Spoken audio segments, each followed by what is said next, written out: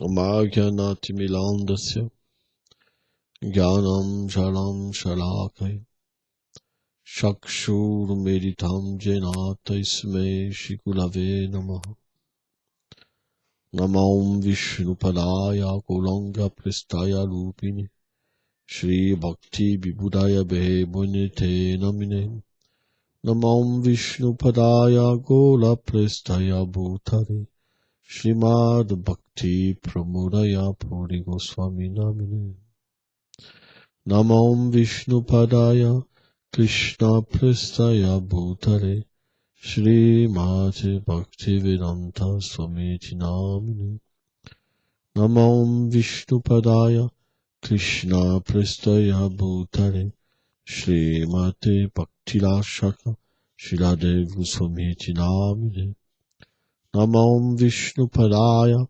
Krishna Pristaya Bhutare Shrimati Bhaktisiddhanta Sarasvati Namine Shai Shri Brahmadva Guja Sarasvat Sampadaya.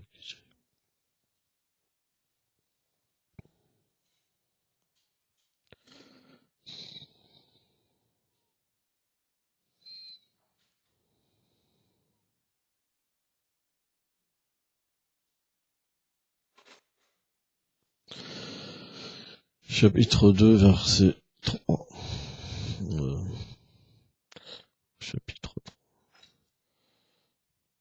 Chapitre 3, verset 3. Shibhavavanu vacha lagyasmitvit vidanishta puraploktam mayanagam jnana yogena samkhyanam karma yogena yoginam. Le Seigneur suprême dit, ô Arjuna, toi qui es sans péché, je t'ai déjà clairement expliqué qu'il y a deux sortes de foi que l'on trouve en ce monde. La foi de ceux qui tentent de réaliser le soi par le processus de la spéculation philosophique empirique, donc le Gyan Yoga, et l'autre par la voie de l'action désintéressée, offerte au Seigneur suprême. Nishkarma Karma Yoga. Commentaire.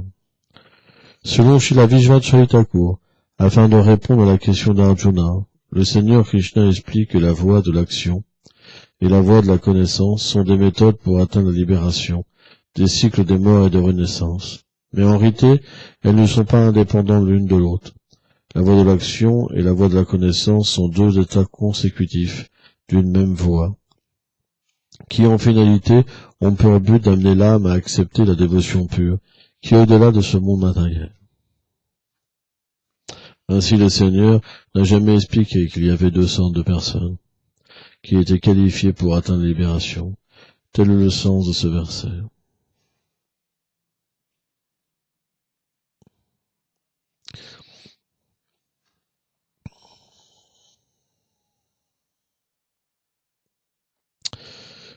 Srila Bhaktivinoda Thakur explique que les Védas sont divisés en trois parties, selon la qualification des gens. La voie du Karma Kanda, la section du Karma Kanda. Kanda, ça veut dire section. Gyan Kanda et Upasana Kanda. Donc, selon la qualification des personnes, l'être sera attiré naturellement par un discours. On voit, Krishna dit, Sarvam Bhajastama iti guna prakrisambhava. Il dit que dans ce monde, tout le monde reçoit l'influence de l'énergie matérielle. Cette énergie matérielle qui est composée de trois gunas, de trois modes, trois influences, dont l'ignorance, la passion et la vertu. Et selon ce qu'une personne est influencée, il sera attiré par un discours. Il sera attiré par une sorte de musique, par une sorte de film, de livre, de nourriture, de foi. Et donc, naturellement, le Seigneur, qui permet aux êtres vivants de venir dans ce monde et d'agir à leur guise, car l'âme, elle est une partie intégrante du Seigneur suprême, ce qui veut dire qu'elle n'est pas le Seigneur suprême, mais elle a en partie ses qualités, dont l'indépendance. L'indépendance, ça veut dire je suis une personne. J'ai le choix de me tromper, j'ai le choix de réussir, je suis une personne. Je veux, je suis. L'être peut posséder des choses et penser ceci est à moi. Donc dans le monde matériel, les gens qui désirent ne plus avoir de relation avec le Seigneur suprême, Krishna leur permet de l'oublier. Bien quelque part c'est impossible parce qu'il est partout. Il dévoile une énergie qu'on appelle Mahamaya, qui permet aux êtres de l'oublier. Vous vous rendez compte? Pour combler leurs désirs. Alors la plupart des religions pensent que cette Mahamaya c'est Satan. Mais en vérité, c'est l'énergie du Seigneur, Malakshna Prakriti. Krishna dit, cette énergie, elle est sous mon contrôle. Personne n'est indépendant.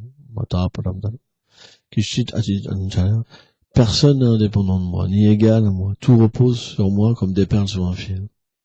Donc simplement, c'est une mauvaise compréhension. Parce que l'être vivant a encore des désirs matériels et qu'il ne peut pas voir le Seigneur suprême contrôler toutes choses. Quand il ne comprend pas quelque chose, il dit c'est Satan.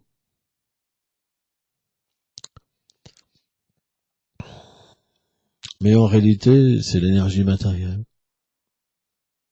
Et cette énergie matérielle, elle agit sous la direction du Seigneur suprême. Pas directement, dans un sens que le Seigneur il a autre chose à faire, mais elle est sous son contrôle quand même, dans le sens qu'elle n'est pas indépendante. Elle existe parce que lui-même a décidé que l'être vivant, s'il voulait l'oublier, alors il pouvait l'oublier. Mais le principe de l'oubli, ça veut dire que quand même, on est responsable de nos actes. On veut jouer à Dieu, on est responsable de nos actes. Ça, c'est quelque chose qu'il faut comprendre et qui est important à comprendre. Donc, si on est responsable de nos actes, naturellement, si l'on commet une erreur, on devra la payer. Si on commet une acte pieuse, on devra en bénéficier. De la même manière, si on agit pour le Seigneur suprême, on peut retourner à la demeure suprême. Donc, on est libre. En ce moment, on est libre. C'est pour ça qu'on ne peut pas forcer les gens. Les gens ont des natures. Par exemple, notre voix est basée sur l'écoute. On ne peut pas voir Dieu directement. On le voit et on peut le servir par le son transcendantal. Parce que le son, c'est l'élément le plus complet parce qu'il contient tout au niveau spirituel. Donc, qu'est-ce qu'un disciple? C'est quelqu'un qui écoute. Si quelqu'un n'écoute pas, c'est qu'il n'est pas disciple.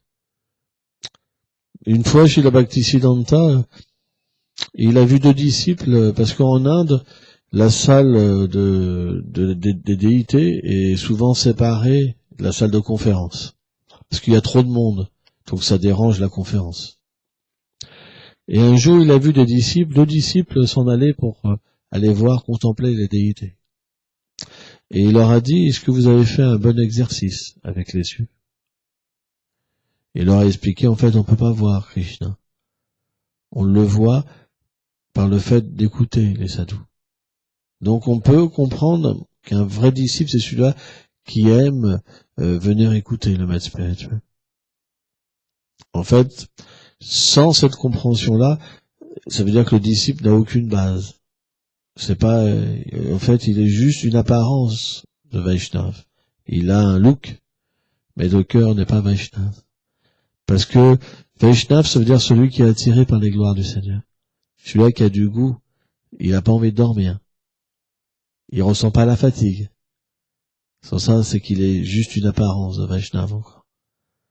Si celui qui écoute, il a envie de dormir, il est fatigué, il a faim, il a ceci, il a cela. Il pense, celui-là, il m'a critiqué, c'est pas un Vaishnav. C'est une apparence de Vaishnav. C'est pour ça beaucoup de dévots ont une apparence de Vaishnav. Mais ils sont pas encore des Vaishnavas. Parce qu'ils n'ont pas d'amour pour le Seigneur suprême.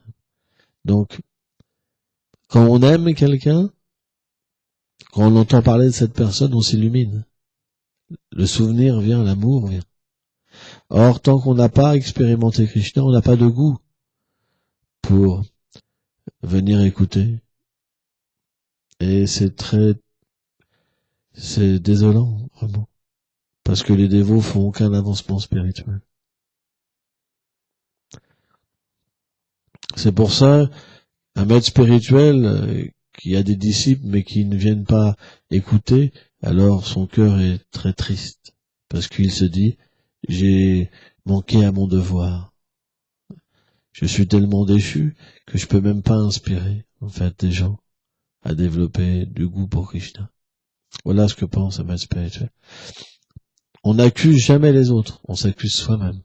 Pourquoi les gens viennent pas? C'est parce qu'on n'a pas d'amour. Si on avait de l'amour, les gens viendraient.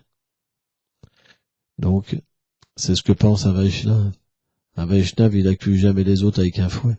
Pourquoi ils viennent pas? Mais plutôt, il se remet en condition. Si les gens ne viennent pas, c'est parce que j'ai pas de qualification, c'est parce que j'ai pas d'amour. C'est pour ça.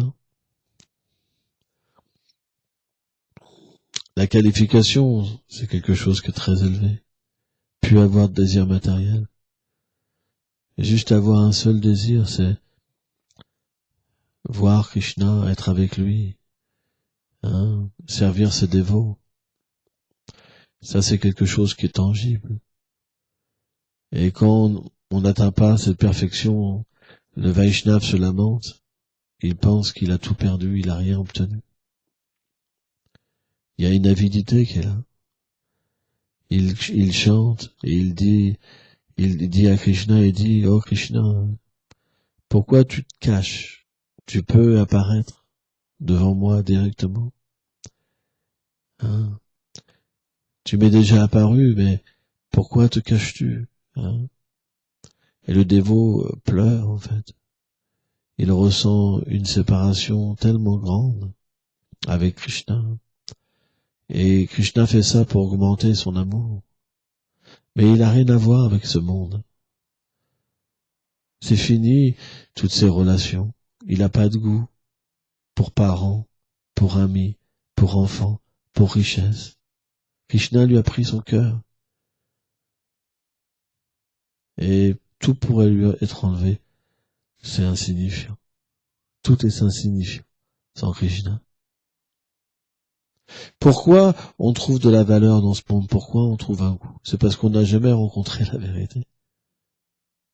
C'est pour ça qu'on pense que maintenir notre mari, maintenir notre famille, c'est plus important. Mais quelqu'un qui a véritablement rencontré Krishna, pour lui, tout est insignifiant. Si Krishna ne se montre pas, alors rien n'a de substance.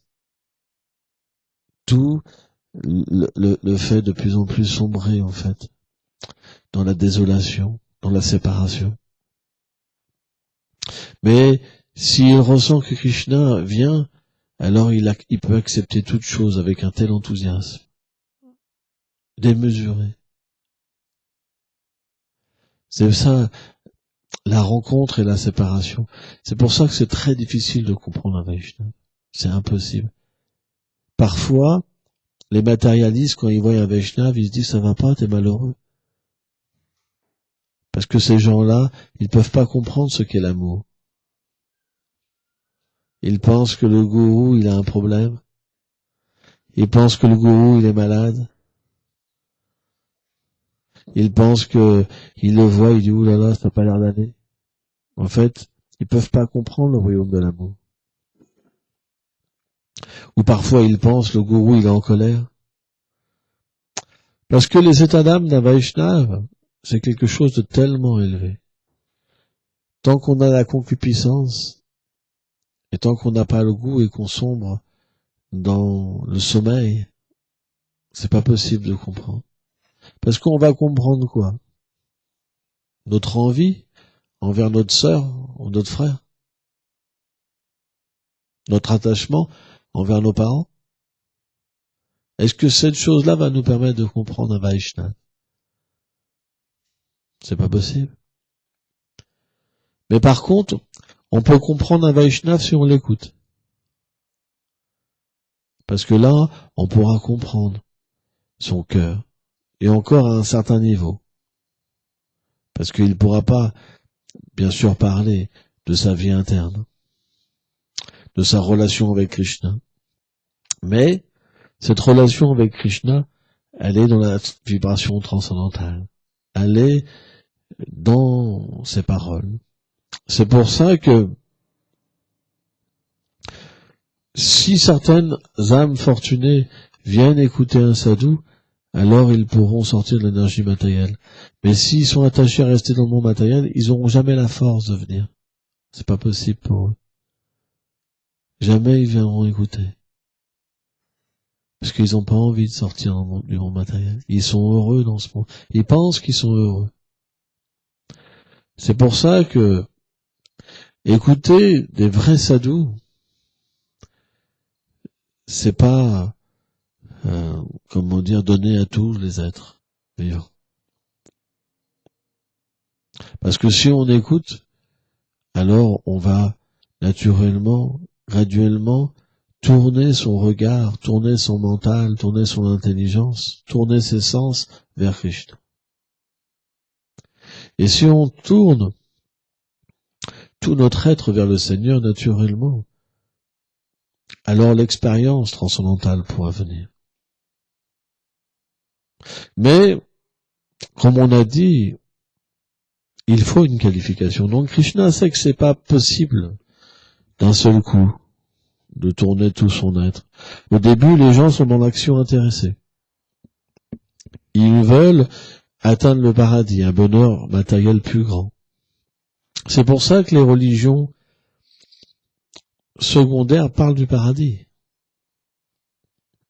Sans ça, ils n'en parleraient pas. Les planètes édéniques existent, les planètes supérieures existent. Ce monde-là existe, le royaume d'Indra, on appelle. Donc le Karma Kanda décrit différentes sacrifices qui permettent d'atteindre ces planètes. Mais celui qui a un bagage plus élevé des vies passées, lui, ça l'intéresse pas, les planètes édéniques. Il n'a pas envie d'aller au paradis, parce qu'il comprend, Krishna explique que ce monde supérieur, il est dans le monde matériel. Toutes les activités pieuses, c'est comme une bourse qui nous permet de vivre un certain temps sur ces planètes, et quand toutes ces économies, ces activités pieuses sont épuisées, on revient naître sur Terre. C'est ce qu'explique le Seigneur suprême. Donc quelqu'un qui est intelligent, qui a cette intelligence pour comprendre que c'est temporaire, alors, naturellement, il ne va pas s'engager dans ces voies où on offre le vin, le soma, pour atteindre les planètes immortelles. Quoi, les planètes édéniques, pas immortelles. Pardon. Donc, celui qui a une qualification plus élevée, naturellement, il va comprendre qu'il doit avoir une connaissance qui puisse me permettre de comprendre la nature de l'éternité. Il va véritablement essayer de comprendre qu'est-ce que c'est l'éternité. Et l'éternité, elle se rapporte à l'âme, pas au corps. Dans la section du Karma Kanda, c'est des gens identifiés au corps. Je suis ce corps. Tout est lié pour des rites pour la famille, pour que les enfants, même après le départ du père, ils puissent offrir encore des sacrifices pour qu'ils puissent rester plus longtemps sur les planètes édéniques, par exemple. Donc tout est lié avec le corps. Mais là, l'accession du Gyan Kanda, c'est une section où on peut comprendre qu'on est différent du corps. On peut différencier la matière et l'esprit, la matière et la spiritualité. La nature temporaire et la nature éternelle, à un certain niveau. Ça veut dire qu'on comprend la nature de l'âme, Atma Tattva, Atma Dhyan. Or, la nature de l'âme, elle est expliquée dans la Bhagavad Gita, par exemple, Jati Metibat Kalachi. Eh ben, on comprend que, voilà, on est éternel, on n'a pas eu de commencement, on n'a pas eu de fin, on prend pas naissance, on meurt pas, On est au-delà de toute chose. Et qu'est-ce que veut qu'est-ce que donne cette voie de la connaissance? D'atteindre cette sorte de libération, Shanta, où on peut véritablement entrer dans le soi, comprendre la nature de l'âme et se détacher des activités matérielles. Donc, pour ça, on va, au lieu d'être vers l'action intéressée, on va aller vers l'action désintéressée. Ça veut dire qu'on va comprendre que au-dessus de toute chose, il y a une divinité, on appelle Dieu, le Brahman, et on va naturellement se dédier à offrir nos activités au Seigneur suprême. Et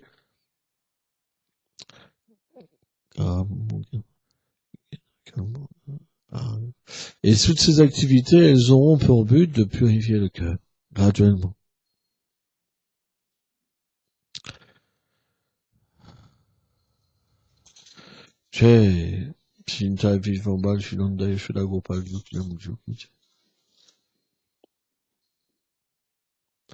Or, quand le cœur est purifié, alors on peut vraiment atteindre une plateforme qui commence à être élevée spirituellement, qui est la vertu. Et dans cette vertu, Krishna explique qu'on peut voir la vérité partout, le Brahman dans toute chose.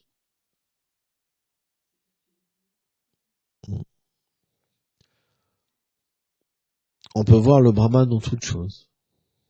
On obtient, l'illumination des sens. Et on peut, dans la vertu, atteindre la méditation, dhyana yoga. Et finalement, l'illumination, le samadhi, ça veut dire se détacher de tous les organes des sens pour véritablement entrer dans le soi. Or, Shanta, ce genre de Shantaras, ça veut dire qu'on devient attaché à la réalité et détaché de l'illusion. Mais on ne perçoit pas la nature de la réalité, ses caractéristiques. On perçoit plutôt une réalité qui est dans chaque chose et qui est impersonnelle. Celui qui est fortuné, comme c'est expliqué, comme pour Sukadev Goswami, comme pour les 4 Kumaras, par exemple, alors il pourra rentrer en contact avec un pur dévot, le Seigneur suprême.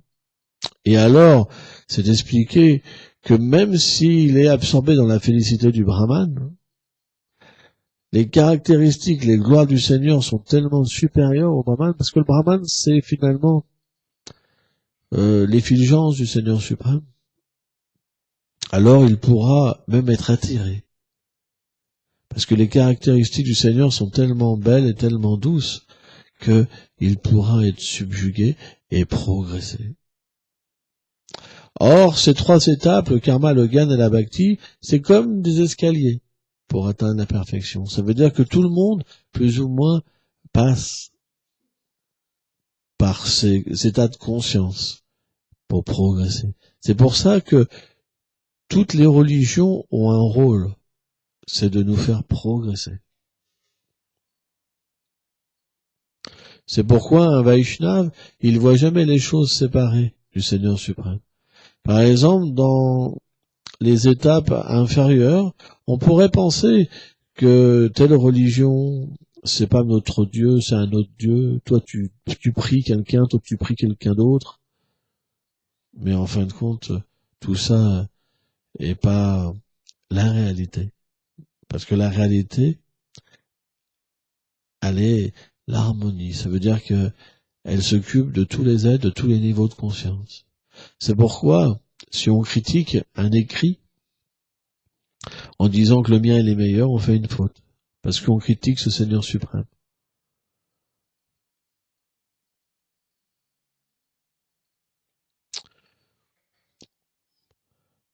Voilà. Jai